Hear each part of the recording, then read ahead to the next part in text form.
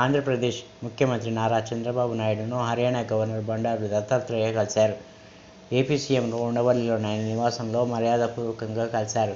దత్తాత్రేయకు చంద్రబాబు పుష్పగుచ్చమిచ్చి స్వాగతం పలికి శాల్వా కప్పి సన్మానించారు. ఆయనకు వెంకటేశ్వర స్వామి చిత్రపటాన్ని బహూకరించారు.